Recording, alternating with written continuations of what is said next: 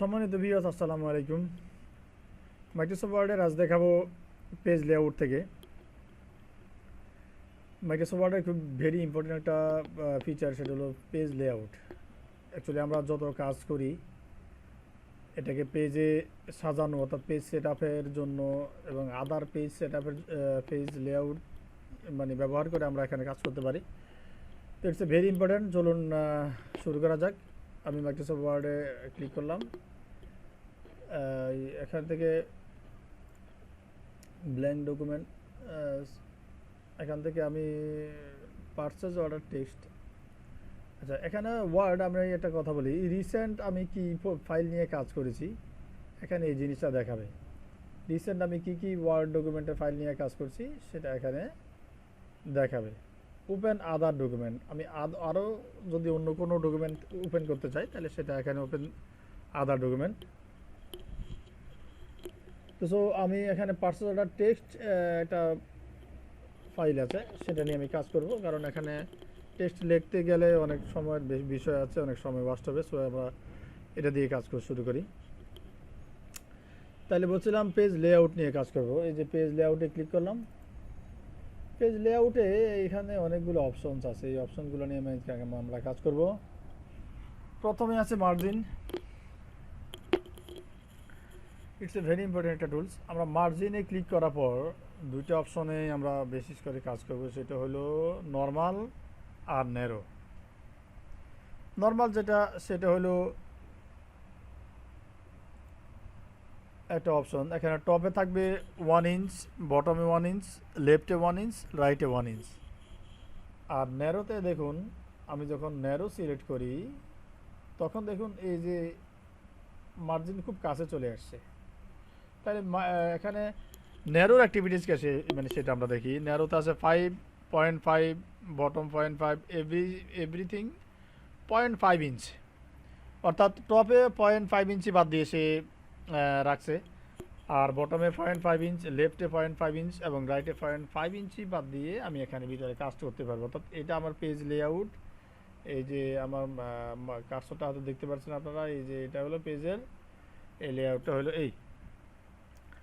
এখানে আমরা যেটা করব সেটা হলো ভেরি ইম্পর্টেন্ট, যে কাস্টমস মার্জিনে আমরা ক্লিক করব। কাস্টম মার্জিনে আমি ক্লিক করার পর কি আসছে দেখুন, পেজ সেটআপ। এখানে আমি কি করব, এই জায়গাতে আমি পেজ সেটআপটা করব। এখানে অনেকগুলো অপশনস আছে। প্রথমে আমি আপনাদের যেটা দেখাই সেটা হলো পেজের অপারেশন। এখানে কি বলা আছে, অপারেশন হলো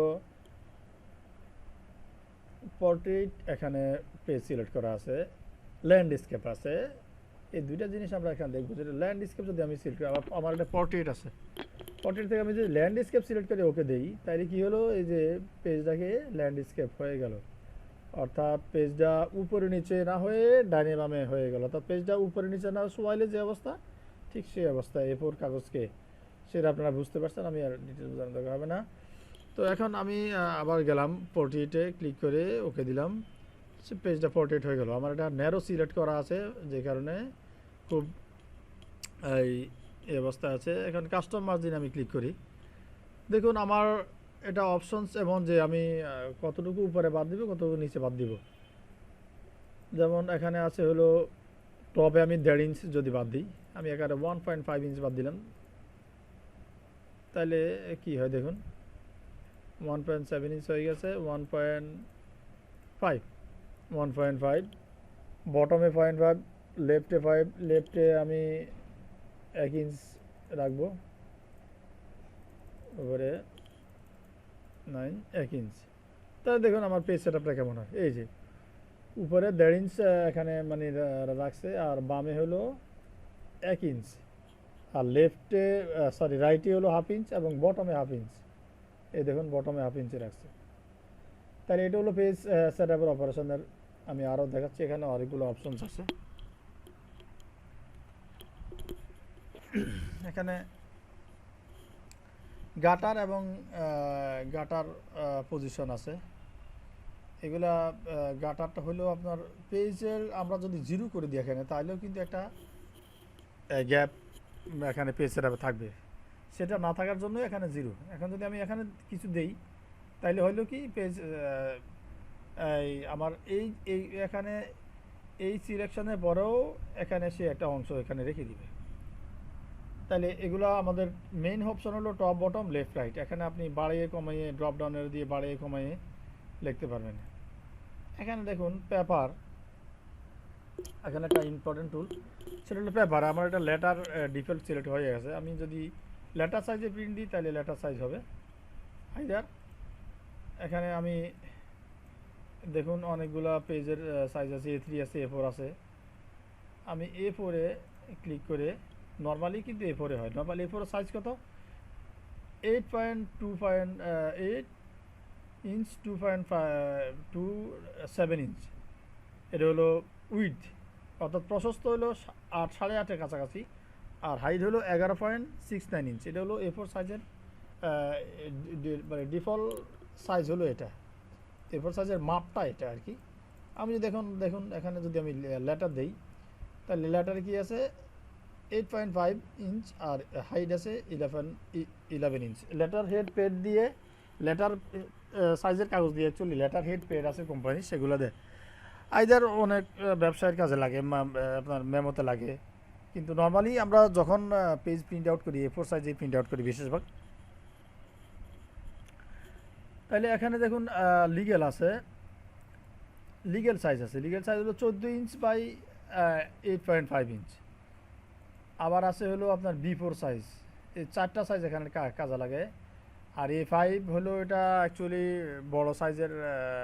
এখানে দেখুন 5 পয়েন্ট উইথ হলো 5.83 আর হাইট হলো 8.2 এখন এই পেজে আপনাদের যে মানে যার যা প্রয়োজন সে ইনভেলপ সাইজ আছে, ঠিক আছে, ইনভেলপ সাইজের বিভিন্ন সাইজ আছে, সেগুলো দিয়ে দেখবেন। ওকে, তাহলে এখানে আসুন আমরা দেখি এখানে লেআউটের মধ্যে তেমন কিছু নেই। এখানে হেডার অ্যান্ড ফুডার আছে। হেডার ফুডারটা নিয়ে আমি লাস্ট ক্লাসে আলোচনা করেছি। তো লাস্ট ক্লাসে যেটা হলো, যারা আমার লাস্ট ক্লাসটা দেখেছেন তারা হেডার ফুডার নিয়ে বুঝতে পারবেন। আমি আবারও আলোচনা করছি যে হেডার হলো উপরে আমি কি লিখব, অর্থাৎ আর ফুটার হলো নিচে আমি কতটুকু বাদ রাখবো, এবং এই জায়গাতে কত মানে কি কিছু লিখবো বলেই এটাকে হেডার ফুটার বলা হয়। তাহলে এত কিছু দিয়ে আমি ওকে দিলাম। ওকে দেওয়ার পর আমার এই দেখুন এই সাইজটা আমার হয়ে গেল। তাহলে আমি যদি এখানে নর্মাল দিই তাহলে নর্মাল আমার এখানে এটা শুরু করলো, নর্মাল পেজ এখানে, ঠিক আছে।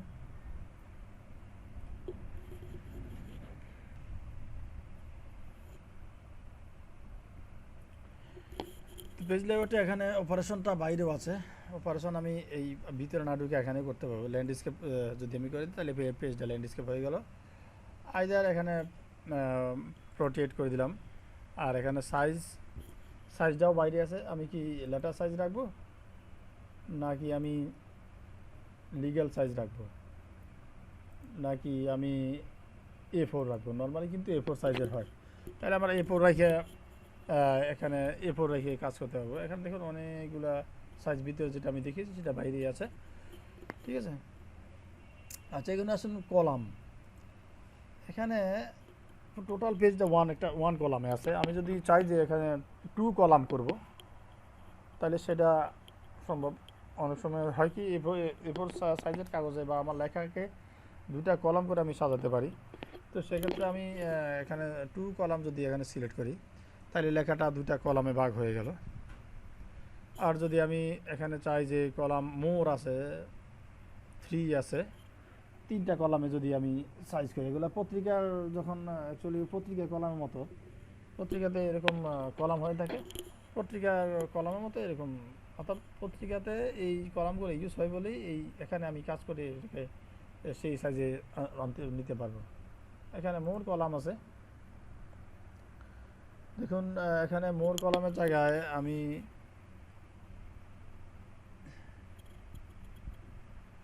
মোর কলামে আমি এখানে যে কলাম নাম্বার অফ কলাম এখানে 3 আছে, 2 করতে পারি। এখানে নাম্বার অফ কলামে আমি 5, 6 করে দিতে পারি, ইত্যাদি করে দেবো। আমি যদি ওকে দিলাম তাহলে এখানে 5টা কলাম হয়ে গেল। 5টা কলামে এই লেখাটা ভাগ হয়ে গেল। ঠিক আছে, তারপরে আছে এখানে লাইন নাম্বার। আমি কলামে গিয়ে আবার 1 কলামে দিয়ে দিলাম। এখানে আছে হলো দেখুন ব্রেক, পেজ ব্রেক, এখানে কিছু অপশন আছে। নেক্সট পেজ, এখানে এই পেজটাকে আমি ব্রেক দিলাম, দেখাবে রিস্টার্ট ইচ পেজ। দেখ এখানে এই নাম্বারগুলো আপনারা দিয়ে দিয়ে দেখতে পাবেন। এখানে ইন্ডেন্ট আছে হলো left spacing, line spacing, left right centre bottom, এগুলা লাইন স্পেসিং এখানে সিলেক্ট করে আমি লাইন স্পেসিংটা ব্যবহার করতে পারবো। দেখুন এখানে আমি এইটুকু দেখাই, লাইন স্পেসিং এই যদি আমি এখানে 6 পিটি দেই তাহলে 6 পিটি পয়েন্ট আর কি 6 পিটি হয়ে গেল। এখানে বামে এই যে দেখা আছে যে লেফটে সরে আসবে, আবার লেখা আছে যে রাইটে যাবে। ঠিক আছে, এভাবে দিয়ে দিয়ে দেখবেন। আর লাইন স্পেসিংটা যদি আমি অটো করে দিই তাহলে দেখুন কতটুকু এখানে স্পেসিং, আমার প্রয়োজন অনুযায়ী আমি এখানে লাইন স্পেসিংটা ব্যবহার করব। ঠিক আছে, আর এখানে আছে হলো পজিশন, এই মানে র্যাপটেজ পজিশন, এগুলো হলো আমি যদি কোনো পিকচার এনে থাকি এখানে, তাহলে পিকচারকে কাজে লাগানোর জন্যই এই পজিশনটা এখানে ব্যবহার করা হচ্ছে। ঠিক আছে, তাহলে আজ